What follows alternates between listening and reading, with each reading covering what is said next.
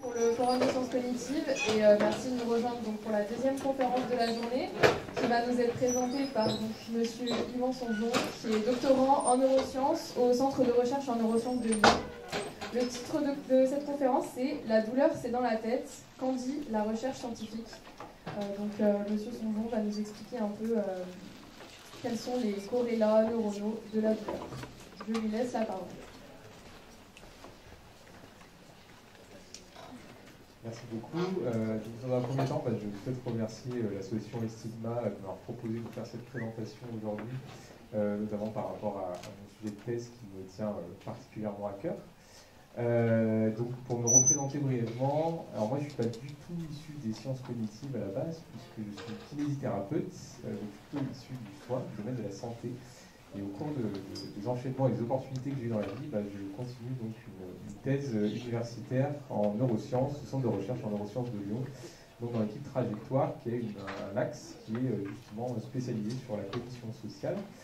Et mon but aujourd'hui, c'est pas spécialement de présenter la cognition sociale, parce que ce serait vraiment complexe en lien avec la douleur, bien qu'on en parlera à la fin de cette présentation, mais c'est plutôt de vous expliquer déjà, ou du moins de vous montrer les réflexions et les controverses, puisque la recherche et les sciences sont faites de controverses par rapport justement au développement de théories et de modèles explicatifs de la douleur donc, au cours du temps, et comment on est arrivé justement à la cognition sociale et aux cognitions plus particulièrement pour expliquer comment on fonctionne et comment on peut percevoir des douleurs.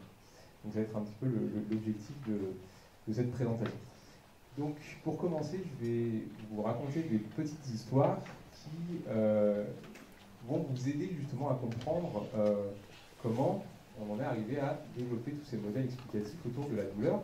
Et donc, les petites histoires que je vais vous raconter, c'est de garder en tête tout au long de cette présentation, puisque justement, le but, c'est que vous allez pouvoir vous poser les questions, comment j'explique dans ces histoires que la personne a ressenti, oui ou non, une douleur en fonction de la situation. Donc pour commencer, cette petite histoire, elle s'est passée en Chine il y a quelques années, je crois que c'était en 2014, où une personne se promenait dans la rue, et quand elle se promenait dans la rue, subitement, elle a reçu un couteau dans la tête. Alors ça paraît complètement improbable, mais en réalité, ce qui s'est passé, c'est qu'il y avait une personne qui était sur son balcon, en train de faire la cuisine sur son balcon, et elle a malencontreusement lâché son couteau, qui est tombé donc dans la tête de notre promeneur. Et à ce moment-là, eh bien, le promeneur n'a rien senti. Il a continué à se promener avec son couteau dans la tête jusqu'au moment où il est rentré dans un magasin. Et lorsqu'il est rentré dans le magasin, il a vu justement les expressions, comme je suis en train de voir, vous en face de moi, les expressions donc des personnes horrifiées dans le magasin. Et à ce moment-là, il a donc ressenti de la douleur. Et donc il a été amené à l'hôpital. Mais tant qu'il n'avait pas vu les expressions des autres personnes, eh bien, il n'a ressenti aucune douleur. La deuxième petite histoire, elle se passe donc aux États-Unis. C'était plutôt dans les années 90, et c'était un ouvrier qui, sur un chantier, est tombé d'une échelle, et en tombant sur l'échelle, il est tombé sur un clou de chantier qui faisait à peu près 15 à 20 cm de long. Et donc voilà ce que ça a donné. Le clou a traversé littéralement sa chaussure. La personne avait de très très fortes douleurs, à un point que c'était impossible de le toucher le pied pour enlever le clou ou la chaussure. Ils ont été obligés de l'emmener à l'hôpital pour lui faire des injections de fentanyl. Donc le fentanyl, je ne sais pas si vous entendez parler un peu de la crise des opioïdes aux États-Unis. Le fentanyl, c'est un antidouleur qui est très très puissant, et malgré tout, il continue à ressentir des douleurs, mais les médecins ont quand même pu lui enlever la chaussure et le clou, et ils se sont rendus compte que le clou était passé entre deux orteils. Donc à aucun moment, le clou n'avait traversé son pied. Et ça, des petites histoires comme celle-ci, dans les médias, mais aussi dans la recherche scientifique, vous en trouvez énormément, dans les rapports de la guerre mondiale, par exemple. Mais pareil, vous avez aussi cette jeune surfeuse qui s'est fait arracher le bras par un requin et qui n'a rien senti à ce moment-là. Ou alors une personne qui a vécu une balle dans la tête pendant plusieurs années avant de s'en rendre compte. Et cet ouvrier aussi qui avait un clou dans la tête et qui allait voir chez le dentiste parce qu'il avait juste un tout petit peu mal à une dent. Et en fait, ils se sont rendus compte qu'il s'était planté un clou dans la tête. Et donc, essayez de vous rappeler de toutes ces petites histoires, parce qu'on peut se rendre compte à travers ces histoires que c'est un peu difficile d'expliquer pourquoi les personnes ont ressenti la douleur et pourquoi elles n'ont pas ressenti de douleur. Et donc, déjà, la première chose à retenir, c'est que la douleur, c'est quand même un phénomène qui est assez étrange. Et donc, on va repartir assez loin en arrière, même voir plusieurs millénaires en arrière, parce que les premières personnes à s'être posé des questions au sujet de la douleur, ça a été les philosophes grecs, notamment Platon. Et là, on va se concentrer sur deux philosophes particuliers, qui sont Hippocrate et Aristote. Et donc, on avait d'un côté le camp d'Hippocrate, qui était ce qu'on appelle encéphalocentriste, c'est-à-dire que Hippocrate pensait que nos émotions, que nos sensations, que la douleur crée des angoisses chez nous, ça venait du cerveau, c'était produit par le cerveau. Et en face, vous aviez Aristote, qui lui était plutôt minoritaire dans sa pensée, puisque les gens étaient plutôt du côté d'Hippocrate à l'époque. Et Aristote, lui, pensait que notre âme se situait dans le cœur, donc qui était plutôt cardiocentriste. Et donc, il pensait que la douleur, qui était une émotion, elle était produite par le cœur. Et donc, il y a eu des combats et des conflits. Et je vous laisse imaginer qui a gagné ce combat. Eh bien, c'était Aristote, puisqu'on sait maintenant, avec l'histoire, que la médecine qui a découlé dans les siècles qui ont suivi les préceptes d'Aristote pour essayer de comprendre justement l'être humain. Et donc, à la suite de ça, ce qui a découlé, c'était une des premières théories au sujet de la douleur, qu'on appelle la théorie de l'intensité.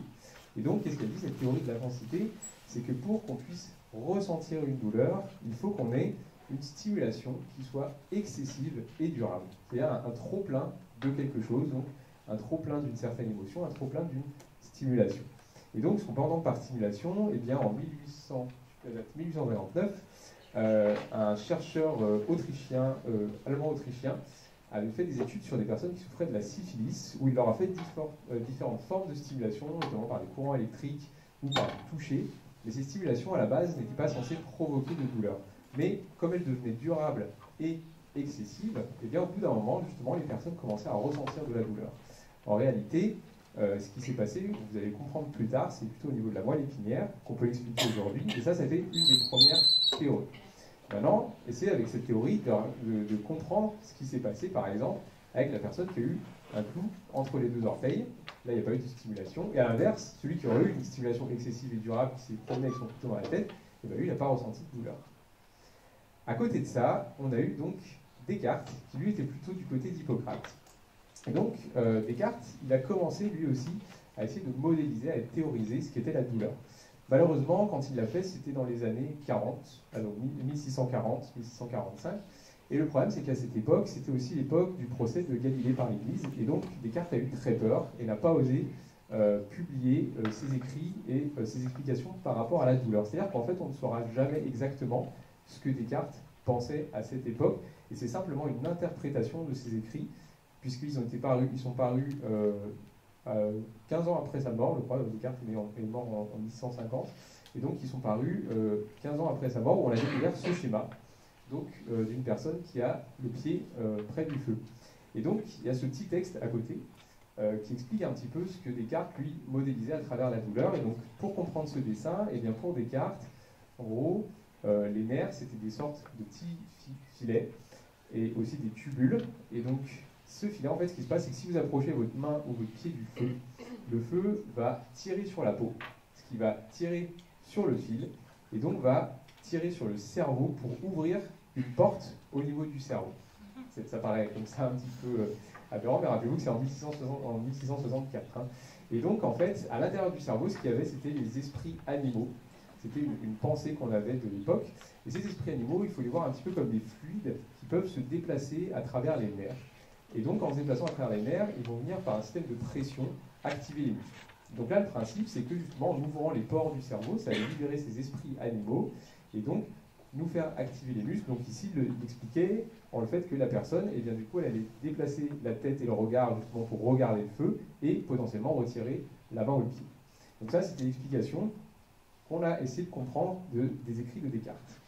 Et à la suite de ça, donc, il y a eu von Frey, qui est aussi un chercheur allemand, qui, lui, 200 ans plus tard, a continué dans la suite de Descartes, et il a fait une découverte qui, aujourd'hui, a été très intéressante, c'est que lui, il a découvert qu'il existait des récepteurs dans notre corps qui étaient spécifiques à certaines stimulations. Et donc, il a développé la théorie de la spécificité. C'est-à-dire qu'en gros, pour lui, pour qu'on puisse ressentir quelque chose, il faut qu'on ait activé un récepteur spécifique à ça. Et pour lui, il existait 4 types de récepteurs. Il y avait des récepteurs au chaud, des récepteurs au froid, des récepteurs au toucher et des récepteurs de la douleur. Et ça, c'est assez important parce que justement, pour lui, ce sont des récepteurs de la douleur. Donc rappelez-vous, maintenant, avec l'histoire du monsieur qui a eu un clou dans le pied, comment, chez lui, justement, ces récepteurs de la douleur auraient pu être activés. Et donc maintenant, aujourd'hui, qu'est-ce qu'on en sait d'un peu plus d'un point de vue neuroscientifique, d'un point de vue biologique? Donc effectivement, Flonfray avait à peu près raison. Mais rappelez-vous, hein, c'était il y a aussi 150 ans en arrière. Et donc aujourd'hui, ce qu'on sait, c'est qu'effectivement, on a plein de récepteurs qui sont présents dans la peau, dans les articulations, dans les muscles, etc. Mais la majorité des récepteurs se trouvent dans la peau, et vous avez, donc, si vous voyez sur le schéma des petites choses qui ressemblent un peu à des arbres morts, eh bien, ce sont ce qu'on appelle les nocicepteurs. Et donc, les nocicepteurs, ce sont des récepteurs de danger. Contrairement à ce que pensait Flonfray, ce ne sont pas des récepteurs de douleur, mais de danger. Et pourquoi ce sont des récepteurs de danger? Eh bien, parce que ces récepteurs, ils vont être stimulés par différentes formes de stimulation qui peuvent être thermiques, chimiques ou mécaniques. Et pour qu'ils soient stimulés, eh bien, il faut que la stimulation, elle soit très importante. C'est-à-dire que c'est ce qu'on appelle des récepteurs à haut seuil de stimulation. Donc, pour vous donner un exemple de ce que c'est qu'un haut seuil de stimulation, eh bien, si vous caressez la main avec votre main ou avec une simple plume, eh bien, c'est pas suffisant pour déclencher ces récepteurs. Par contre, se prendre un couteau dans la tête, il y a de fortes chances que ce soit une stimulation mécanique et voire chimique, puisque ça déclenche une réaction inflammatoire suffisante pour que ça active ces récepteurs. Et à partir du moment où ces récepteurs sont activés, ils vont envoyer un signal électrique en direction du cerveau qu'on va appeler la nociception. Donc c'est un message de danger, mais ce n'est pas une douleur. C'est un simple signal électrique qu'on considère comme étant un message de danger. En gros, il informe le cerveau que si eux sont activés, c'est qu'il y a quelque chose d'assez fort qui a stimulé à ce moment-là. Et donc voilà le troisième modèle théorique qui est apparu du coup en 1965 par Melzack et Wall, et donc qui s'appelle la théorie du contrôle de la porte. Peut-être que parmi vous, il y a déjà des soignants ou des personnes spécialisées en psychologie qui ont déjà entendu parler de ce modèle, puisque ça a été un modèle qui, moi par exemple, dans mes études de kinésithérapie, m'avait été enseigné. Et donc en gros, comment ils expliquent ce modèle? Eh bien, d'un côté, vous avez les récepteurs. Donc, vous avez des récepteurs de la nociception, donc les nocicepteurs, et des récepteurs du mouvement et du toucher. Donc, par exemple, quand moi je bouge, ben, je sais, et je suis au courant, sans regarder mon bras, que je suis en train de bouger. De la même manière que si je me touche, sans regarder que je suis en train de me toucher, je sais que je me touche. Et donc, en gros, ces récepteurs, ils vont envoyer des informations au niveau de la moelle épinière, qui va être justement la porte d'entrée jusqu'au cerveau. Et sauf que dans cette moelle épinière, il y a un neurone. Alors, je vous le schématise, en réalité, il y en a des milliers et des milliers, mais il y a un neurone qui va recevoir les informations des différents récepteurs. Et ce neurone, pour qu'il envoie un message plus loin jusqu'au cerveau, eh bien, il faut qu'il soit excité. Et donc, d'un côté, les récepteurs du mouvement et du toucher vont plutôt avoir tendance à inhiber l'activité de ce neurone, c'est-à-dire, au contraire, à le calmer, alors que la nociception, elle a plutôt tendance à exciter ce neurone. Donc, en gros, pour que ce neurone envoie un message plus loin jusqu'au cerveau, il a besoin de beaucoup de nociception. Et donc, c'est ça, cette idée de la porte, c'est qu'en gros, eh bien, la nociception, elle avait tendance à essayer d'ouvrir la porte jusqu'au cerveau, alors que le mouvement et le toucher, ils avaient plutôt tendance à fermer la porte et empêcher l'envoi du message jusqu'au cerveau. Et ça, c'est important parce que justement, il faut que, au moins dans les théories du gate control, le cerveau soit au courant qu'il se passe quelque chose pour pouvoir potentiellement déclencher de la douleur. Et si jamais la porte était fermée, le mouvement et le toucher, ils peuvent emprunter d'autres voies qui permettent d'envoyer l'information au cerveau. Donc ça, c'est un peu le modèle donc, de 1965 qui a été maintenant très longtemps utilisé et c'est possible qu'il soit encore enseigné. Il n'est pas complètement faux, mais vous allez voir qu'il manque encore quelque chose puisque si vous pensez justement à la personne qui a un clou entre les deux orteils, eh bien, comment on peut expliquer qu'elle ait ressenti des douleurs? Alors, une petite étude, parce que la recherche scientifique s'est aussi posé quand même pas mal de questions sur le sujet, et donc ça, c'est une étude où ils ont pris deux groupes de patients à qui ils ont appliqué de la pommade sur la main. Il y a un groupe à qui ils ont appliqué une pommade neutre, et un autre groupe à qui ils ont appliqué une pommade qui contenait de la capsaïcine. C'est une petite molécule qui est présente dans le piment et qui est censée sensibiliser les nocicepteurs. Donc ce qu'on appelle sensibiliser les nocicepteurs, c'est qu'en gros, ils vont diminuer le seuil d'activation des nocicepteurs. Donc ici, si vos nocicepteurs ils sont sensibles, il est possible qu'une plume elle puisse activer justement les nocicepteurs. Et qu'est-ce qu'ils avaient pour tester ça? Ils avaient une thermote, donc c'est un petit objet métallique qu'on fait monter la température pour atteindre la température qui est normalement, hypothétiquement, censée déclencher de la nociception. Donc on s'attend à ce que les personnes qui ont reçu le piment déclenchent de la nociception à une température inférieure à ceux qui n'ont pas reçu le piment. Et donc c'est ce qui s'est passé dans les résultats de l'étude. Sauf que ce que les patients ne savaient pas, c'est qu'ils n'avaient de piment nulle part. Aucune pommade n'avait de piment et on leur avait simplement suggéré, donc la conférence d'avant parlait des suggestions, on leur avait simplement suggéré le fait qu'effectivement, il faut y avoir du piment et que le piment allait sensibiliser donc l'ornocicepteur. Mais une fois de plus, rappelez-vous les petites histoires auparavant, comment on explique donc cette douleur.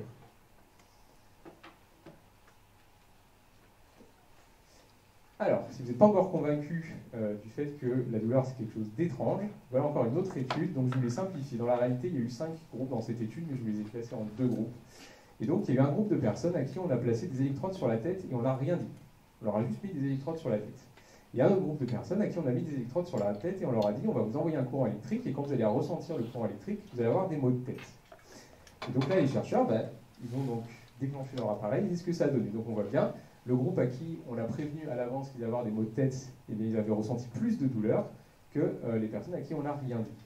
Sauf qu'en réalité, eh bien, la machine n'a jamais été branchée. En fait, les chercheurs avaient simulé une machine qui faisait du bruit, qui faisait de la lumière, ils ont fait semblant de la toucher, mais en réalité, cette machine n'a jamais envoyé de courant électrique. Et donc, qu'est-ce qu'on peut retenir de toutes ces histoires?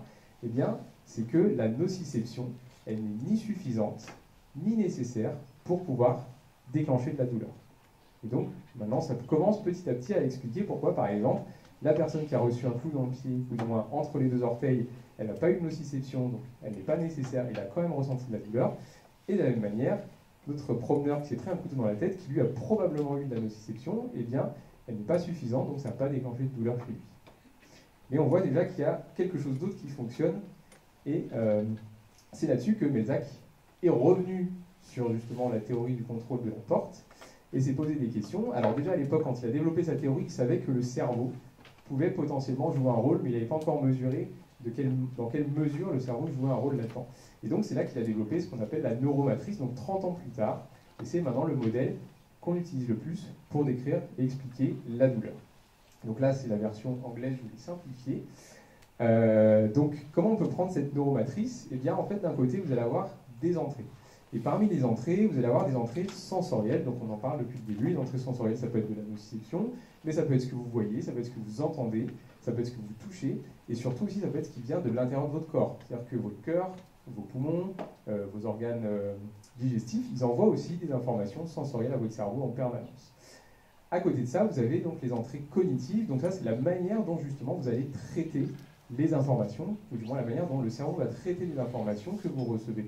Et ça, c'est important parce que chaque cerveau, ici présent dans cette pièce, est unique, puisque nous avons tous des expériences différentes dans le passé, nous avons tous des connaissances différentes, une éducation différente, on a tous une culture différente, et donc ça va influencer sur la manière dont notre cerveau va traiter les informations et nous les restituer, c'est-à-dire nous les faire percevoir.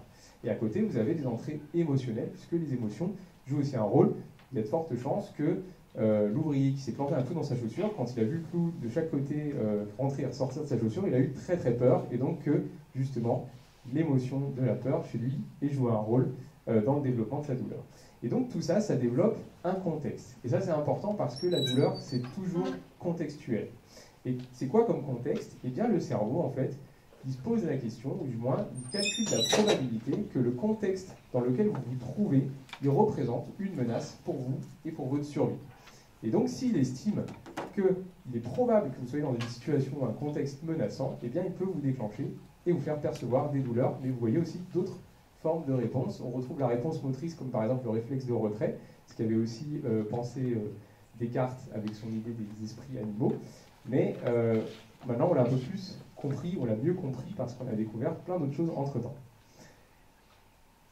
Et donc, pour revenir à la théorie du contrôle de la porte de Melzack, ce que Melzack avait mal appréhendé dans le fonctionnement du cerveau, c'est que justement, le cerveau avait lui-même un contrôle sur ce neurone qui se trouve au niveau de la moelle épinière par des voies descendantes, donc c'est des voies qui vont du cerveau jusqu'à ce neurone, du moins ces milliers de neurones qui se trouvent dans la moelle épinière. Et donc, le cerveau, lui, ce qu'il peut faire, c'est qu'il peut soit inhiber la fonction de ce neurone, soit exciter ce neurone. Donc en gros, il s'en sert un petit peu pour moduler, et c'est pour ça qu'on appelle ça aujourd'hui dans la recherche la modulation conditionnée, parce que le cerveau a la capacité de moduler au niveau de la moelle épinière les informations qui vont arriver jusqu'à lui. Donc en gros, c'est le boss. C'est lui qui décide un petit peu ce qui se passe. Mais ce que Melzack n'avait pas encore aussi ajouté dans sa théorie pour être encore plus complète, eh bien, c'est le rôle des cellules gliales. Donc les cellules gliales, c'est les cellules immunitaires qui se trouvent dans notre système nerveux, qui elles aussi peuvent avoir un rôle d'excitation de ce neurone pour envoyer des informations plus loin jusqu'au cerveau, donc aussi les cellules gliales, elles gèrent la situation. Alors, maintenant que vous en savez un petit peu plus sur les modèles explicatifs, on se rapproche vraiment de ce qu'aujourd'hui il est tenu pour vrai. Une petite étude qui a été faite sur 22 participants, donc c'est vraiment un tout petit échantillon, et d'un côté il y avait 11 personnes qui souffraient de lombalgie chronique, et de l'autre côté il y avait un groupe de 11 personnes qui n'avaient pas de douleur, qui n'avaient pas de vécu de douleur. Et donc ces personnes, on leur a montré des images qui étaient à la fois considérées comme menaçantes, donc c'était des images de mouvement qui étaient considérées comme menaçantes pour les personnes justement qui vivaient avec les lombalgies chroniques, et des images qui n'étaient pas considérées comme menaçantes. Et ce qui s'est passé, c'est que toutes les personnes qui justement ont des lombalgies chroniques, dans l'expérience, ont ressenti une sensation ou se sont sentis dans un inconfort en regardant justement les images considérées comme étant douloureuses. Et en plus, parmi les participants ayant des lombalgies chroniques, les 2/3, donc à peu près 7 participants, c'est-à-dire que c'est pas beaucoup, donc c'est toujours des résultats à prendre avec des pincettes, les 2/3 des participants ont ressenti une douleur en voyant justement des images qui montraient des mouvements potentiellement menaçants, alors qu'ils n'en ont pas ressenti lorsque, par exemple, les images des personnes se tenaient droites. Et donc, ça vient un petit peu nous aider à comprendre maintenant comment fonctionne un petit peu plus notre cerveau, ou du moins c'était pour l'introduire. Imaginez-vous que je vous propose de vous pencher en avant et de porter un poids de 50 kg, de soulever un poids de 50 kg, comme sur l'image maintenant. Essayez de vous l'imaginer, je vous demande là de vous pencher en avant comme ça pour venir récupérer le poids de 50 kg. Et bien qu'est-ce qui se passe? On a tous donc notre modèle interne, j'en ai déjà parlé, c'est notre modèle interne, c'est la manière dont notre cerveau va gérer les informations qu'il reçoit, c'est-à-dire en fonction de nos expériences passées, de nos connaissances, de notre culture, de notre vécu. Et donc, nous allons tous anticiper la situation. Vous voyez un poids de 50 kg, peut-être que parmi vous, il y a des gens qui ont des lombalgies chroniques et qui vont dire « Oulala, c'est hors de question que je fasse ça parce que je risque de me faire mal », quitte à ce que peut-être parmi vous, il y en a rien qu'à l'idée de faire ce mouvement, vous avez déjà mal. Et j'en suis désolé. Peut-être que dans le groupe, il y en a aussi qui vont tous les jours à la salle de sport, qui soulèvent des poids de 100 à 150 kg et qui se disent bah, 100 kg pour moi c'est hyper facile. Et à l'inverse, peut-être que parmi vous, il y en a qui n'ont aucune expérience particulière de tout ça, mais qui commencent à douter de leur capacité de pouvoir soulever ce poids. Et donc ça, c'est ce que votre cerveau va calculer en a priori, c'est-à-dire par anticipation à la situation. Et maintenant, vous allez le faire, et donc quand vous allez le faire, vous allez recevoir les vraies informations sensorielles du monde physique, donc ce qui se passe dans la réalité. Et en gros, vous allez avoir une comparaison entre ce que le cerveau avait anticipé et ce qui se passe dans la réalité. Et en fait, moi, je vous avais menti, parce que comme tous les chercheurs ont fait des expériences où justement ils bluffent les patients, et en fait, le poids ne faisait que 5 kg. Donc, qu'est-ce qui a pu se produire? Eh bien, vous avez ce qu'on appelle une erreur de prédiction, c'est-à-dire que vous étiez mentalement préparé à soulever un poids de 50 kg, vous aviez même presque peut-être ressenti ce que ça allait faire chez vous, et là, vous allez être probablement surpris, parce que justement, le poids était beaucoup moins fort, vous allez probablement utiliser beaucoup plus de force que prévu initialement, etc. Peut-être que parmi vous, il y en a qui allaient ressentir des émotions de surprise ou voire de la colère vis-à-vis de moi parce que je vous ai menti. Et donc, toutes ces situations, c'est justement parce que votre cerveau a calculé cette erreur de prédiction. Et la bonne nouvelle dans tout ça, eh bien, c'est que c'est votre cerveau, il a appris de ça, c'est une nouvelle expérience qu'il aura faite et du coup, ça aura enrichi votre modèle interne. Mais à côté, donc, la situation, et c'est pas la situation réelle, mais la manière dont lui, il a interprété la situation par rapport à votre vécu, etc., etc. Et donc ça, c'est un mécanisme qui, dans le cerveau qui nous permet justement, c'est un mécanisme évolutif et adaptatif qui nous permet de répondre à des opérations mentales de manière automatique. Et pourquoi? Parce que c'est un gain de temps et d'énergie pour notre survie, notamment. Et pourquoi c'est important? Parce que déjà le cerveau, et notamment les neurones, ce sont des structures qui utilisent beaucoup d'énergie dans notre corps. Et donc, l'idée, c'est quand même qu'on essaie d'aller à l'économie et à l'écologie, c'est d'actualité en ce moment. Et bien, le corps fonctionne exactement de la même manière. On essaie d'aller à l'économie d'énergie. Et en plus, pourquoi un gain de temps? Parce que, imaginez que vous êtes en pleine nuit, vous traversez une route, et là, subitement, juste devant vous, vous avez 2 points jaunes qui arrivent très rapidement.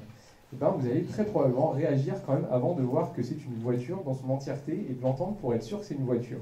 Pourquoi? Parce que justement, votre cerveau a cette capacité, de par vos connaissances et vos expériences passées, de savoir que 2 points jaunes dans la nuit, c'est une voiture. En plus, il fait noir, probable que le conducteur ne vous voit pas au bord de la route, ne vous voit pas sur la route, et donc ça peut potentiellement représenter un danger. Donc vous avez besoin de réagir avant d'être bien sûr d'avoir vu la voiture.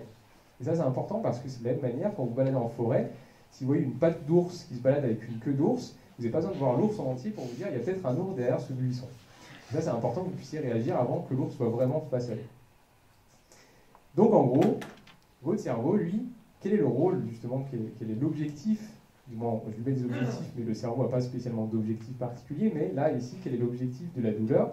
Eh bien, c'est que justement, quand vous êtes petit, ou alors quand vous êtes Descartes, et que vous voyez un feu, et vous vous dites, bah, c'est super, je vais aller toucher le feu, eh bien, en gros, votre cerveau, lui, il vous dit de changer de comportement, parce que ça peut potentiellement être une menace et dangereux pour vous. Alors, maintenant, on va rentrer un petit peu plus dans le fonctionnement du cerveau. On va juste 2 minutes s'éloigner de la douleur, parce qu'après, vous allez voir, on va faire les liens entre les deux. Comment fonctionne le cerveau par rapport à tout ça? Comment fonctionne le cerveau par rapport à sa compréhension du monde? Et je me suis dit, on va essayer de faire une petite expérience ensemble, de pensée. Je vous demande de lancer un dé. Vous imaginez que vous allez lancer un dé à 6 faces. Et donc, dans le monde réel, un dé à 6 faces, donc il a 6 faces, vous avez une chance sur 6 de tomber sur le 6. Et donc, la première fois, vous allez vous dire, effectivement, dans votre tête, j'ai une chance sur 6 de tomber sur 6. Donc, on est d'accord, le cerveau pense de la même manière que ce qui se passe dans le monde réel. Et là, vous tombez sur 6. Super. Maintenant, je vous dis, relancez le dé une deuxième fois, et on va voir ce que ça donne. Dans la réalité, vous avez toujours une chance sur 6, puisque le dé, il a toujours 6 faces, et il y a toujours une chance sur 6. Et là, je vois des gens déjà qui disent non dans la salle, et oui, parce qu'en fait, vous vous êtes dit, moi, je suis déjà tombé sur un 6, il y a quand même moins de chances que je retombe sur un 6. En réalité, non. Mais le cerveau fonctionne comme ça, parce qu'il a pris en compte ce qui s'est passé avant. Donc, effectivement, vous avez une chance sur 6 de tomber sur le 6, mais votre cerveau, il pense que non. Eh bien, vous retombez sur un 6. Et là, je vous dis, relancez le dé une troisième fois et retombez sur un 6. Et de la même manière, vous allez vous dire, non, là, c'est encore moins probable que je tombe sur un 6, alors qu'en réalité, vous avez toujours une chance sur 6 dans le monde réel. Et de la même manière, vous tombez sur un 6.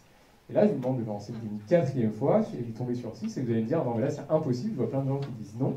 Eh bien oui, effectivement, parce que notre cerveau réfléchit comme ça, c'est comme ça qu'on perçoit le monde, parce qu'il prend en compte plein d'informations, mais dans la réalité, lui, le dé, il ne prend pas en compte toutes ces informations, puisqu'il n'a que 6 faces, et donc toujours une chance sur 6 de tomber, encore une fois, sur un 6. Et là, vous allez peut-être même vous commencer à vous poser la question, finalement, peut-être que le dé, il est truqué, et qu'il tombe toujours sur le 6. Donc vous voyez, comment notre cerveau peut interpréter des informations du monde réel, du monde physique. Et donc ça peut aussi jouer un rôle sur nos douleurs. De la même manière, ici, peut-être que dans la salle, il y a des personnes qui voient qu'un lapin, d'autres personnes qui voient qu'un canard, peut-être qu'il y en a qui voient rien du tout, et peut-être qu'il y en a qui voient les deux. Eh bien, tout le monde a raison, parce que justement, rappelez-vous, on a chacun un cerveau qui est unique, qui est fait de nos expériences, de notre éducation, de notre connaissance, de notre culture, et donc qui va interpréter le monde physique avec tout ça, en prenant en compte tout ça. Et la douleur, c'est exactement pareil. Là, vous avez la perception visuelle donc du lapin ou du canard, ou peut-être d'un gribouillon. Et bien la douleur, c'est aussi une perception de la même manière. Alors, il y a un petit phénomène qu'on a tous tendance à avoir, certaines personnes plus que d'autres. Moi, par exemple, j'ai souvent tendance à l'avoir. C'est ce qu'on appelle la fusion cognitive. Et la fusion cognitive, c'est la tendance à penser, ou du moins la tendance à imaginer que nos pensées reflètent la réalité. C'est-à-dire que vous allez penser quelque chose et ça va vraiment se passer. Moi, par exemple, hier soir, avant d'aller me coucher, j'ai pensé que ça allait être une catastrophe, que l'ordinateur n'a pas marché, que vous allez détester ma présentation. J'ai commencé à stresser. Visiblement, pour le moment, en tout cas, de mon point de vue, ça a l'air de se passer pas trop mal. Et donc, vous voyez, en fait, j'avais anticipé toutes ces choses et c'est pas ce qui s'est passé dans la réalité. Et peut-être que vous attendiez à une autre conférence, à complètement autre chose, et du coup, aujourd'hui, vous avez ce qui se passe dans la réalité. Et donc, ces pensées que nous avons, elles vont déclencher chez nous des sensations et des émotions, juste par le fait de nos pensées. Et ça peut influencer nos comportements. Moi, ce que j'aurais pu avoir comme comportement, c'est de me dire, c'est trop stressant pour moi, aujourd'hui je viens pas, je vous pose un lapin, et ça vous fait plus de temps pour aller faire les jeux ou pour boire un café. Et donc ça régit justement un petit peu notre fonctionnement, comment on réfléchit et comment on va agir. Et donc la douleur, comme tout, il n'y a pas une exception, ça rentre aussi dans ce modèle, et ça peut vous arriver que par la pensée, on puisse déclencher des douleurs, et notamment chez des personnes à qui on a fait des expériences, on leur a dit qu'on a mis du piment, ou alors parce qu'ils ont pris un clou dans leur chaussure, etc. Et du coup, ça peut nous emmener à un comportement qu'on appelle d'évitement. C'est-à-dire que, par anticipation, vous allez avoir ces pensées qui peuvent déclencher chez vous des sensations et des émotions très souvent désagréables. Donc imaginez, peut-être que parmi vous, il y en a qui pas les aiguilles, et on vous demande d'aller faire une prise de sang. Et vous détestez ça, vous détestez qu'on vous pique avec une aiguille, et donc ce que vous allez faire, c'est que vous allez retarder au maximum cette prise de sang, parce que justement, c'est quelque chose qui vous fait très peur. Donc vous allez rentrer dans ce qu'on appelle une stratégie d'évitement. Vous allez éviter d'être confronté à la prise de sang, parce que vous savez, par la pensée, par avance, que ça va vous faire mal, que ça va être très désagréable. Et donc, vous n'y allez pas, vous retardez votre rendez-vous, et on a ce qu'on appelle le retrait d'un stimulus qui est désagréable, puisque comme vous n'êtes pas confronté à ce que vous aviez imaginé et pensé par avance qui allait être désagréable, eh bien, on vous le retire. Et donc, derrière, vous avez ce qu'on appelle un renforcement négatif, c'est-à-dire que vous avez un renforcement dans votre cerveau par le retrait de quelque chose. Et donc, ça va augmenter la probabilité par la suite que vous adoptiez toujours ce comportement quand vous êtes face à des pensées qui vous emmènent à ressentir des sensations et des émotions désagréables. Parce que finalement, vous l'avez pensé très fort, vous ne l'avez pas fait, vous n'avez pas été confronté, donc votre cerveau il a eu raison justement de vous faire agir comme ça, parce qu'on est bien d'accord que vous n'avez pas été confronté à ce qu'il avait imaginé comme étant désagréable. Et ça, tout à l'heure on en parlait, j'ai intitulé ce chapitre l'heuristique de jugement, parce qu'en cognition sociale, les heuristiques de jugement, ce sont ces genres de simplifications qu'on fait dans notre manière de penser, qui sont très utiles la plupart du temps, mais parfois, ça peut nous amener à faire des erreurs, et c'est là qu'on appelle ça des biais cognitifs. Et là, on est sur un biais de confirmation, où justement, notre cerveau va confirmer d'avoir pris la bonne décision en n'allant pas se faire prendre du sang pendant la prise de sang.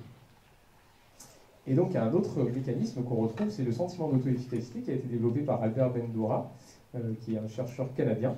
Et donc, le sentiment d'auto-efficacité, c'est quelque chose qui est spécifique à une tâche, c'est-à-dire la croyance que nous avons en nos propres capacités à effectuer une tâche. Donc, par exemple, on peut avoir nos croyances en nos capacités à pouvoir monter 2 étages à pied, ou nos croyances en nos capacités à pouvoir porter des charges lourdes.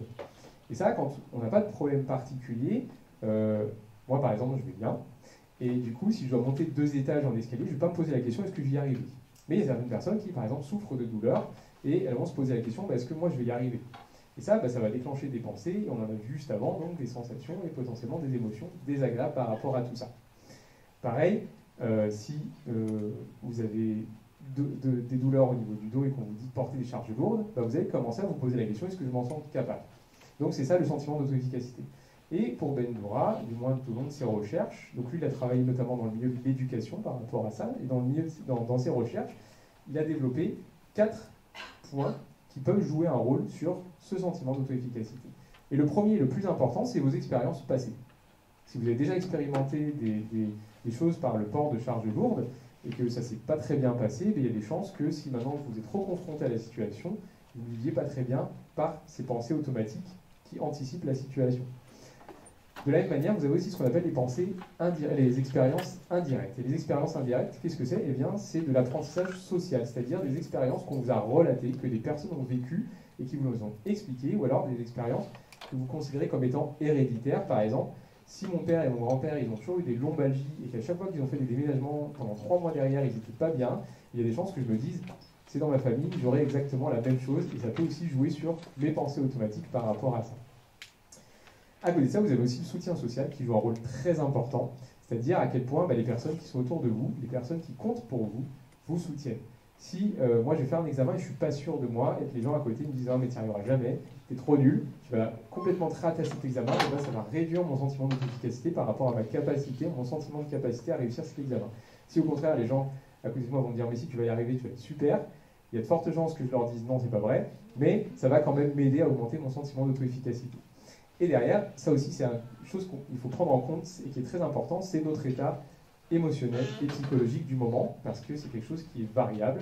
Et il y a des moments où on a l'impression qu'on va pouvoir soulever des montagnes, et des moments, juste le fait de se lever de son canapé pour aller éteindre la lumière dans la cuisine, c'est quelque chose qui nous paraît insurmontable. Et donc, on en vient petit à petit à expliquer complètement le modèle de la douleur avec toutes ces histoires. Et pour ça, on va finir avec cette petite étude qui a été faite donc, sur des participants à qui on a demandé d'enlever leurs chaussures et leurs chaussettes, et on a défini au hasard sur leurs pieds, donc ça a été défini au hasard, des zones qui sont considérées comme sûres, c'est-à-dire des zones où la peau était plus épaisse, des zones qui craignaient rien si on allait faire quelque chose dessus, et à l'inverse, on avait défini 3 zones qui étaient peu sûres, c'est-à-dire des zones qui étaient fragiles, où la peau était peut-être plus fine, où ça pouvait plus potentiellement déclencher des douleurs, et donc c'est plutôt des zones qui étaient considérées comme des zones menaçantes. Et qu'est-ce qu'on a fait sur ces personnes? Eh bien, on a utilisé un laser comme le pointeur que vous voyez ici. Et vous voyez que où que je le passe sur mon bras ou de partout sur mon corps, bah, ça ne craint pas grand-chose parce que l'intensité du laser n'est pas suffisante pour faire quoi que ce soit déclencher nos nocicepteurs. Et en plus, vous savez que la nociception n'est pas suffisante et nécessaire pour déclencher la douleur, mais en plus pour léser mes tissus. Et donc, ils ont passé ces lasers sur les pieds des personnes, donc sur les zones qui étaient considérées comme sûres et les zones qui étaient considérées comme fragiles. Je vous laisse par anticipation deviner ce qui s'est passé. Eh bien, les personnes, enfin, du moins chez tout le monde, la majorité des personnes sur les zones fragiles, ils ont ressenti plus de douleur. La douleur était intense et elle était perçue comme quelque chose d'angoissant. Ça créait plus d'anxiété, plus d'inquiétude au niveau de ces zones parce que justement, ces zones étaient considérées comme fragiles et donc une menace probable pour votre cerveau à partir du moment où il allait se passer quelque chose au niveau de ces zones. Et donc, qu'est-ce qu'on peut retirer de cette étude et un petit peu de tout ce que vous connaissez maintenant sur la douleur? Eh bien, c'est ce qui est très important dans la douleur, c'est pas la qualité de l'information, donc on s'en fiche si c'est une information visuelle, si c'est une information nociceptive, si c'est une information sociale dont on va parler après, c'est pas non plus l'intensité de l'information qui est importante, mais c'est ce qu'on appelle la science de l'information. Et la science de l'information, c'est la capacité qu'une information a à focaliser et attirer votre attention dessus. Et du moins ici, l'attention du cerveau. Et donc, si on a focalisé votre attention sur des zones dites fragiles, la moindre petite stimulation perçue par le cerveau va être saillante, puisqu'elle va focaliser son attention, et du coup, votre cerveau peut être en état d'hypervigilance, surinterpréter ces informations, et donc augmenter la probabilité que le contexte dans lequel vous vous trouvez est perçu comme menaçant, et donc tout ce qui peut s'ensuivre derrière, de la douleur, des réflexes de retrait, de l'anxiété, des émotions désagréables, etc. Et ça, c'est une étude récente. Donc, je ne suis pas très fan de la méthodologie de cette étude, mais elle est quand même assez intéressante. En gros, c'est des avis d'experts. On a demandé aux experts, pour eux, qu'est-ce qui peut potentiellement jouer un rôle dans le déclenchement ou la persistance d'une douleur. Et donc, ils ont dit tout ça. Donc, vous voyez, on retrouve des facteurs qui peuvent être biologiques, des facteurs tissulaires, de la nociception, mais on retrouve aussi des facteurs sociologiques et des facteurs psychologiques. Donc, c'est important d'appréhender tout ça. Et finalement, avec la neuromatrice de Melzack, on reste très individualisé sur le fonctionnement d'une personne. Et c'est pour ça que c'est important de prendre en compte aussi d'autres facteurs, et notamment la science, donc la capacité de ces facteurs à attirer votre attention, à focaliser votre attention.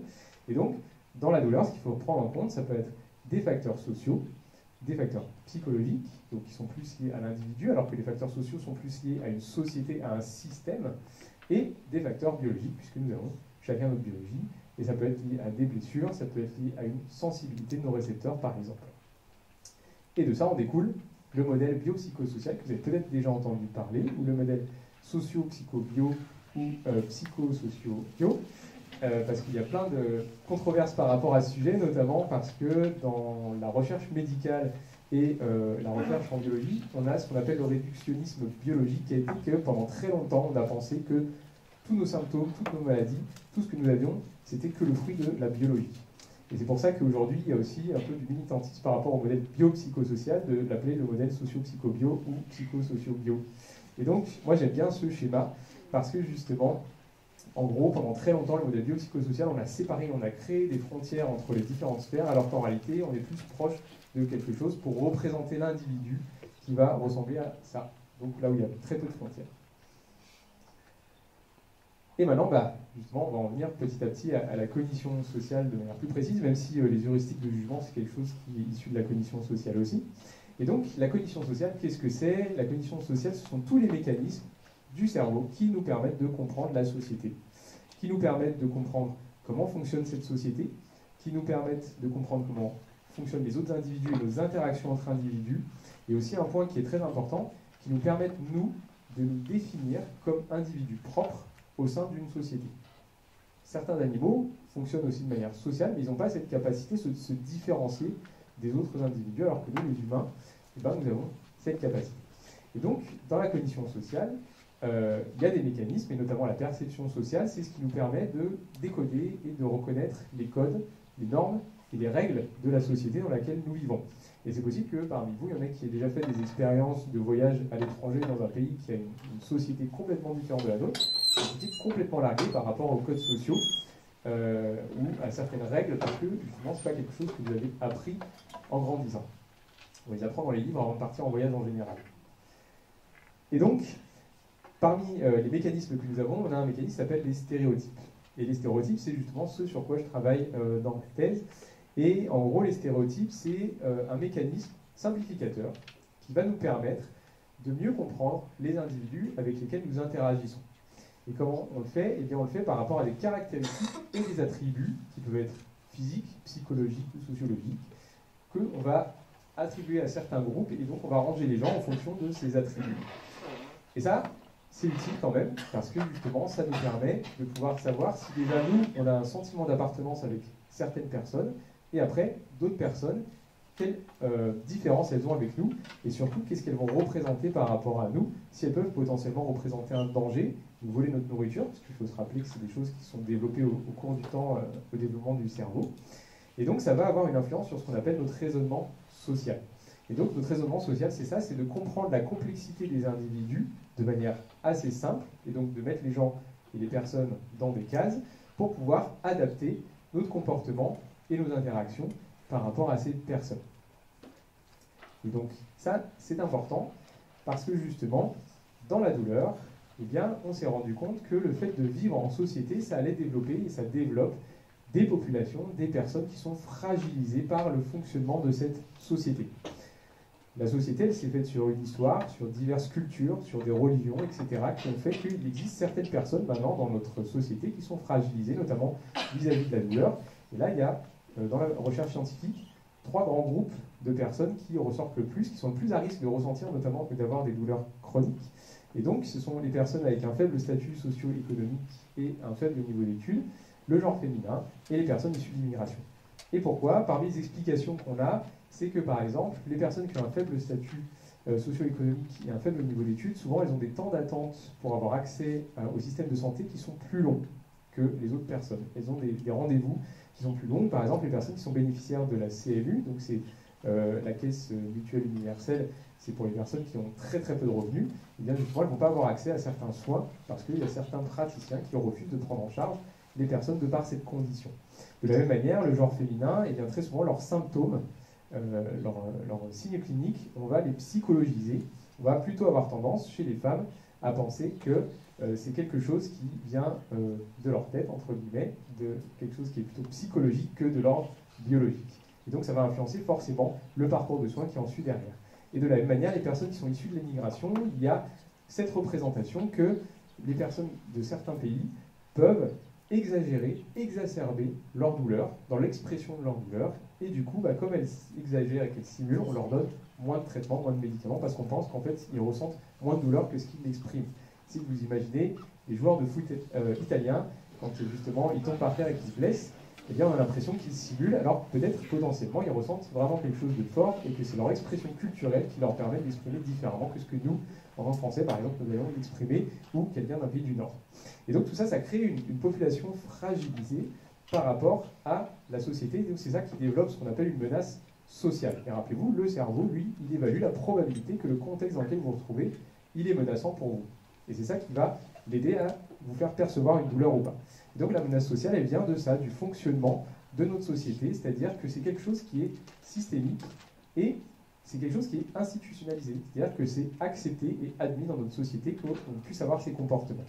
Et à partir de ça, comme on grandit tous au sein de cette société et qu'on fonctionne tous avec cette société, on n'a pas le choix, on ne peut pas en sortir comme ça, eh bien, ces phénomènes, on va les internaliser, c'est-à-dire qu'on va penser que c'est des phénomènes, des comportements qui sont normaux. D'un côté, les soignants ou l'institution qui va penser qu'il est normal de se comporter comme ça avec le genre féminin, avec les personnes issues de l'immigration, parce qu'en fait, on a toujours vu ça. Moi, dans mes études en soins et dans mes stages à l'hôpital, j'ai toujours vu ce genre de comportement, donc c'est normal pour moi de réitérer exactement les mêmes comportements quand je suis face au même type de personnes. Et c'est comme ça que va fonctionner le stéréotype, justement. Et de la même manière, les personnes qui en sont victimes, eh bien, elles vont elles aussi internaliser, parce que comme on s'est toujours comporté comme ça avec elles, eh bien, elles vont penser que c'est normal que les personnes se comportent comme ça avec eux. Et donc, vous voyez que ces stéréotypes, cette menace sociale, eh bien, ça va influencer la manière dont nous pensons. Et donc, rappelez-vous que, comme le cerveau, c'est un peu le big boss dans la douleur, eh bien, forcément, les informations qu'il va recevoir, c'est lui qui va décider derrière s'il vous fait percevoir de la douleur ou pas. Et donc, il va le prendre en compte dans votre modèle interne. Et il y a de fortes chances qu'il existe d'autres populations qui soient fragilisées, mais aujourd'hui qui ne sont pas encore documentées dans la recherche. Donc ça, c'est mes suppositions personnelles. Et donc derrière, qu'est-ce qui se passe? Vous avez une personne qui aura internalisé des stéréotypes et qui va être potentiellement hyper vigilante. Rappelez-vous, des personnes à qui on a dit qu'il y avait des zones de leur pied qui étaient fragiles, elles étaient hyper vigilantes au laser. Et bien là, elle va être peut-être hyper vigilante à certains stimulus sociaux, justement. Et d'autant plus si la personne, c'est une personne qui a déjà des douleurs et qui a des douleurs chroniques. Et parce qu'il existe aussi le stéréotype de la douleur chronique. Et si en plus de ça, vous êtes du genre féminin, vous êtes issu d'immigration, vous avez un statut social relativement faible, eh bien, ça va augmenter peut-être votre hypervigilance par rapport à toutes ces informations sociales que vous recevez. Donc les informations sociales, ces informations qui viennent du fonctionnement de la société, des relations entre les individus, du fonctionnement des institutions, etc. Et donc, eh bien, cette hypervigilance, ça peut augmenter votre sensation de menace sociale et peut potentiellement maintenir ou développer des douleurs chez vous. Et donc peut-être que maintenant vous comprenez un petit peu mieux pourquoi le clou entre les deux orteils ou un couteau dans la tête ou toutes les expériences que vous avez vues, ça peut déclencher des douleurs chez les personnes avec le modèle de la neuromatrice et le modèle socio-psycho-biologique.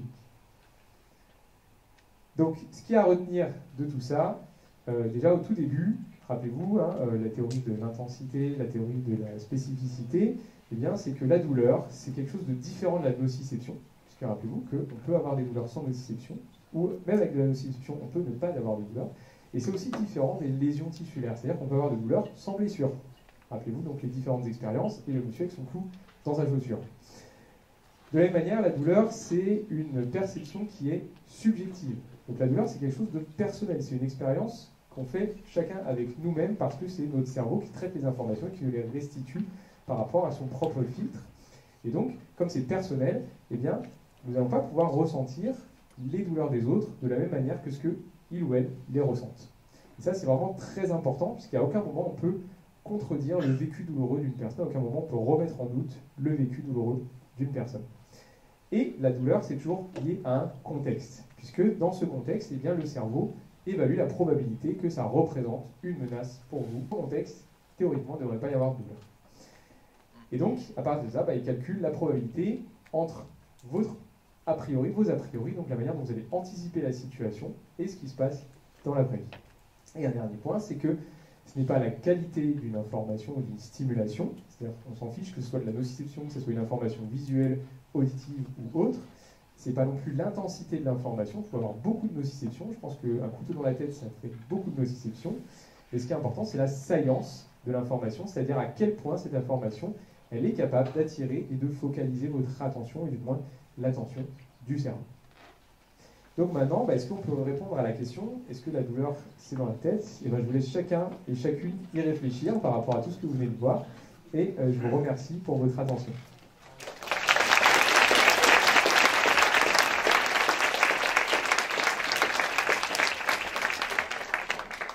Et s'il y a des questions, je suis disponible.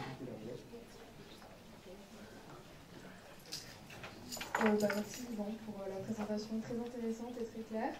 On a pas mal de temps pour les questions, donc vraiment n'hésitez pas, même je pense si vous avez besoin d'approfondir un point que vous n'avez pas trop compris, allez-y.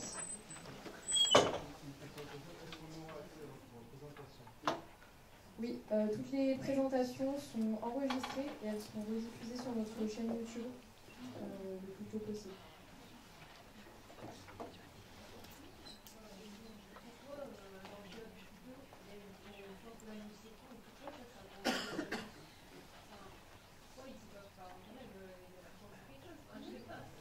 Eh bien, visiblement non, il n'a pas senti. Après, le mieux, ce sera de lui demander, mais il y a de fortes chances que dans le contexte dans lequel il était en train de se promener, peut-être qu'il faisait beau, peut-être qu'il est dans une situation où sa vie allait bien, il avait un état psychologique et émotionnel qui était plutôt bien. Et donc, à ce moment-là, le cerveau a estimé que ce n'était pas une information cohérente par rapport au contexte dans lequel il se trouvait. Et donc, rappelez-vous, au niveau de la moelle épinière, il a la capacité justement de gérer, de moduler les informations qu'il reçoit.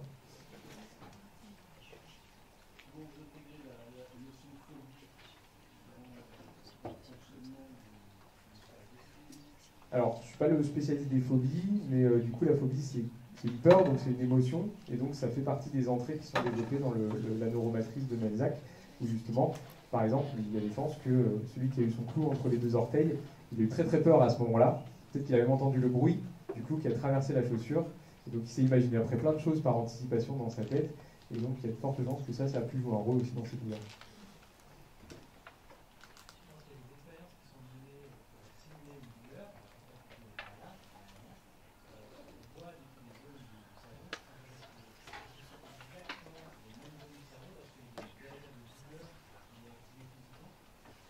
Alors du coup, c'est là où justement on retrouve la théorie de la spécificité développée par Pomfrey, où il pensait qu'il y avait vraiment un réseau de la douleur.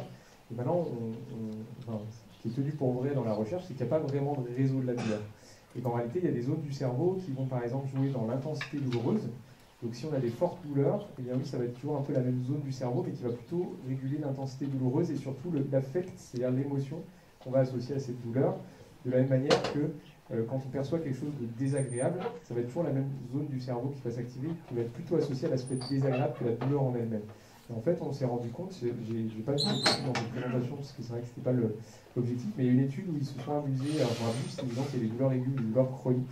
Ils leur ont fait passer une IRM fonctionnelle dans certaines conditions. En fait, ils se sont rendus compte qu'ils ont même, et c'est la conclusion de l'étude, c'est qu'ils ont été déçus parce qu'ils n'ont pas pu valider leur hypothèse, puisqu'ils se sont rendus compte que chaque IRM fonctionnelle de chaque personne qui est participé à l'étude était différente. Et pourtant, ils ressentaient toutes des douleurs.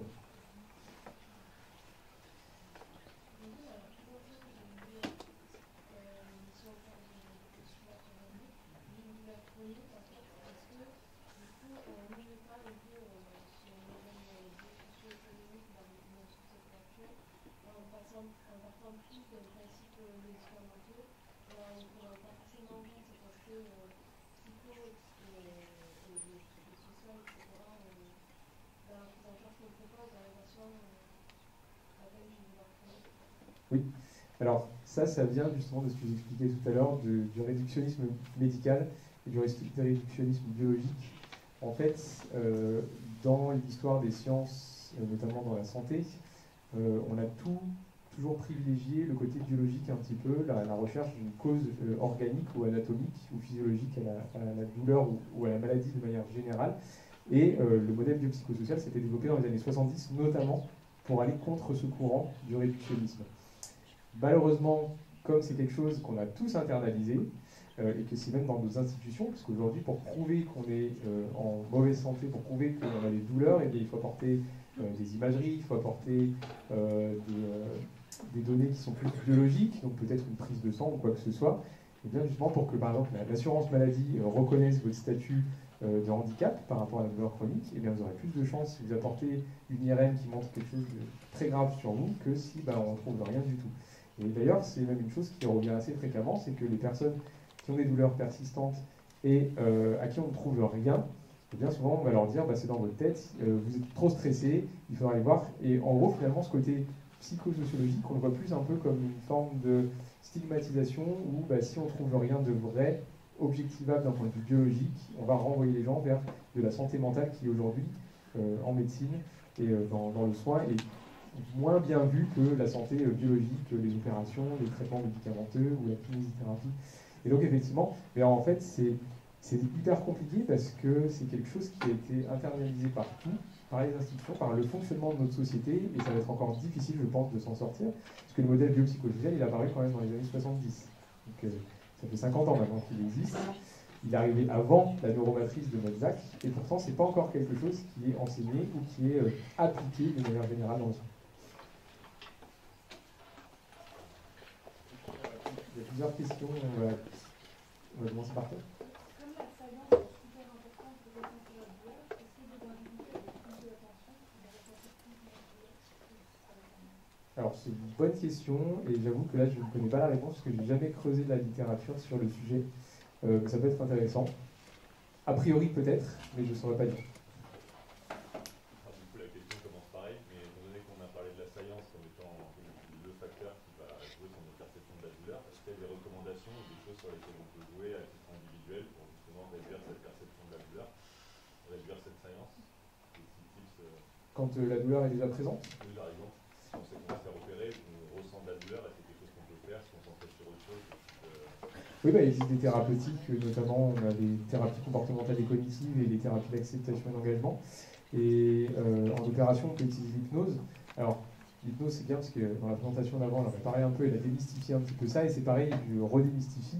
Aujourd'hui, en tout cas, de ce que j'ai vu dans la littérature sur l'hypnose, on n'a pas des histoires d'état de conscience modifié ou quoi que ce soit, c'est plutôt justement de la focalisation de l'attention sur quelque chose en particulier qui peut nous permettre de moins se focaliser sur autre chose. Mais oui, il y a des thérapeutiques qu'on peut utiliser pour focaliser l'attention d'une personne sur quelque chose pendant qu'on lui fait autre chose à côté.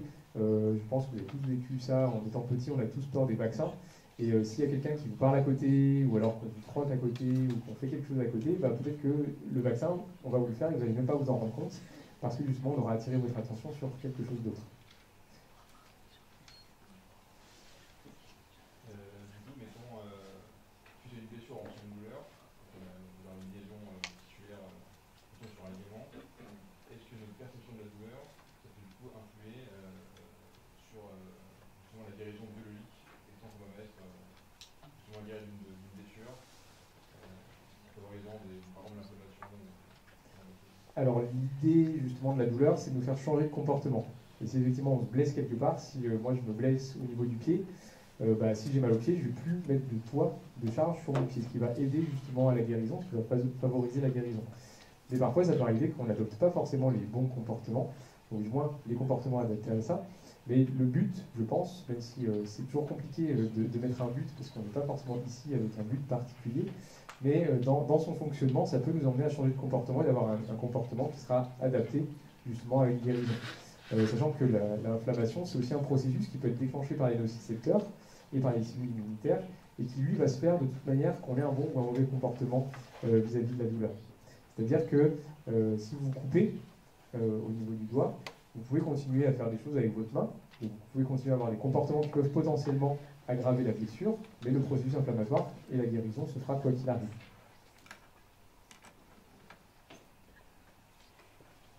Oui. Une question par rapport si en fait une personne a une douleur chronique, par exemple au niveau, je sais pas, des disques intervertébraux, des choses comme ça, donc du coup c'est quelque chose qui ne peut pas vraiment se soigner, parce qu'une fois qu'il est déshydraté, il reste aplati en gros. Quand la personne est par exemple fatiguée, stressée, etc., que ça lui déclenche du coup des douleurs, par exemple des douleurs sciatiques, des choses comme ça, à la différence de quand par exemple sur un entraînement de musculation, la personne elle va se coincer, du coup elle va vraiment se créer une inflammation au niveau du nerf. Est-ce que la convalescence, on va dire, elle est plus ou moins longue si par exemple ça a été déclenché par l'aspect émotionnel justement de la fatigue, etc., comparé à par exemple une blessure qui a été faite lors d'un faux mouvement ou d'un entraînement, quelque chose comme ça? Alors déjà, ce qui est important, c'est qu'en général, tout intervient dans toutes les douleurs. C'est-à-dire que l'aspect émotionnel est présent dans toutes les douleurs, que vous ayez une douleur qui soit liée à une lésion ou une douleur qui ne soit pas liée à une lésion, il y aura forcément un aspect émotionnel. Après, donc, vous avez vu, la douleur, c'est très complexe. Et du coup, parfois, on n'aura pas du tout la capacité de comprendre toute la complexité du développement des douleurs chez une personne. Et c'est pour ça que c'est très très difficile. Et c'est là où, en général, dans la santé, on est très mauvais, c'est faire ce qu'on appelle des pronostics, c'est-à-dire savoir l'évolution d'une maladie ou d'une douleur ou de quelque chose. Et ça arrive très souvent qu'on fait des pronostics qui soient à peu près de l'ordre de la divination et qu'on n'est pas capable de savoir ce qui va se passer dans le futur avec des personnes. Sur la douleur, par contre, on commence à avoir certaines données scientifiques qui restent assez fragiles d'un point de vue des études, puisqu'on manque d'un nombre d'études et des études robustes. Mais on commence à avoir quelques données qui nous montrent que, par exemple, on a des tests, des questionnaires, qui nous permettent d'évaluer la probabilité chez une personne qui a une douleur aiguë, elle devienne une douleur chronique. Et dans ce questionnaire, les facteurs qui permettent d'évaluer cette probabilité sont des facteurs psychosociologiques. Tous les facteurs biologiques, ce pas des facteurs qui permettent d'évaluer si la douleur elle va chroniciser. C'est-à-dire que par exemple, une hernie discale, c'est un facteur biologique, c'est-à-dire si la personne en situation de douleur aiguë va avoir des douleurs chroniques. Par contre, une insécurité financière, qui peut être une instabilité au niveau de l'emploi ou une situation de discrimination, des choses comme ça, et bien ça peut être des facteurs qui vont potentiellement augmenter la probabilité que la douleur persiste dans le temps. Et donc développer un mauvais pronostic pour le coup. Je ne sais pas si ça répond à la question. Et donc, en tant que kinésithérapeute, comment est-ce que vous faites pour prendre en charge les patients qui ont des douleurs chroniques grâce au modèle biopsychosocial? Alors, en général, les douleurs chroniques, on les prend en charge jamais seuls. C'est un travail interprofessionnel, donc où il y a plusieurs professionnels de santé, on va dire somatique et de santé mentale, qui vont agir justement pour aider les personnes. Et c'est là où on va essayer d'identifier chez les personnes quels sont les facteurs qui ont le plus d'importance dans le développement de la douleur. Et donc, il peut y avoir des prises en charge, notamment en thérapie comportementale et cognitive, en thérapie d'acceptation de l'engagement, de la même manière que, en tant que kinésithérapeute, moi, je vais pouvoir avoir des prises en charge où je vais favoriser l'activité physique, je vais encourager les personnes à reprendre de l'activité physique pour avoir aussi une influence, parce que l'activité physique, ça peut avoir de l'influence sur l'aspect biologique, hein, ça va nous aider à nous renforcer, ça améliore notre système cardiovasculaire, ça va améliorer plein de choses, mais ça aussi, ça joue sur notre morale, ça joue sur nos représentations et notre modèle de pensée. Rappelez-vous le sentiment d'auto-efficacité. Si au début de mes séances, vous ne pensiez pas pouvoir porter des poids de 10 kg et qu'au bout de 5 séances, vous portez des poids de 15 kg, et ben ça va beaucoup augmenter votre sentiment d'auto-efficacité. Donc ça joue aussi sur un peu cet aspect cognitif et psychologique. Mais ce qui est important à comprendre, c'est qu'une douleur chronique, c'est jamais un praticien et un patient ou une patiente qui prend ça en charge, mais c'est plutôt plusieurs spécialistes qui vont accompagner les personnes qui souffrent de douleurs chroniques.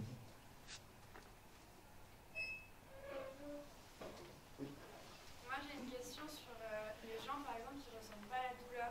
Est-ce que y a eu des études qui ont été prouvées pourquoi ces gens ne ressentent pas la douleur? Alors, ce qu'on sait, c'est que la douleur, c'est un apprentissage. Vous vous rappelez, votre cerveau, vous avez votre modèle interne qui vient de vos expériences, de vos connaissances, etc. Et à chaque fois que vous êtes confronté à une situation que vous aviez anticipée, ben, votre cerveau apprend de cette situation. Et il semblerait que pour apprendre, eh bien, on ait besoin des nocicepteurs. C'est-à-dire que si on n'a pas de nocicepteurs, il y a quelques études, mais je ne suis pas trop spécialiste de ça, mais si on n'a pas de nocicepteurs, il y a des populations, il y a des personnes qui ont un problème génétique et ils ne développent pas, lors de leur croissance, de nocicepteurs. Et donc, c'est des personnes qui, effectivement, je ne sais pas si elles ne ressentent pas du tout de douleur, mais en tout cas, c'est des personnes qui vont avoir des comportements à risque. C'est des personnes qui, justement, ne vont pas être inhibées face à la menace de certaines situations. Et malheureusement, très souvent, c'est des personnes qui ont une espérance de vie relativement courte, parce que comme ils adoptent des comportements à risque, ils se mettent dans des situations dangereuses, et ils ont une espérance de vie, je crois, à peu près d'une trentaine d'années maximum, dans les populations étudiées en tout cas.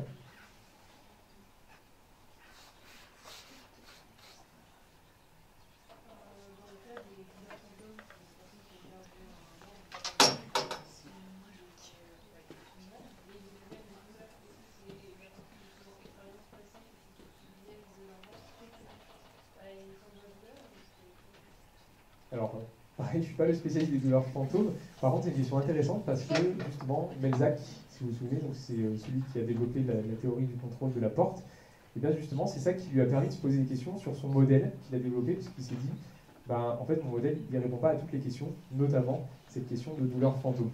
Et comme vous avez vu, il y a plein de facteurs qui peuvent jouer un rôle.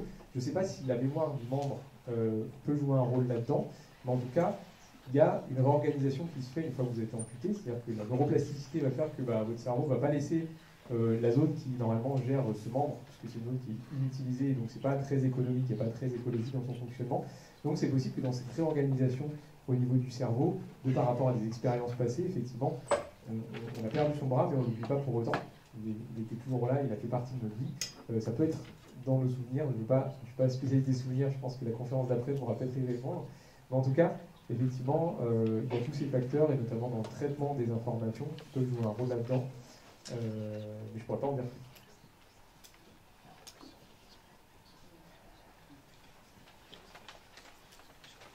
Eh ben, merci beaucoup pour votre attention.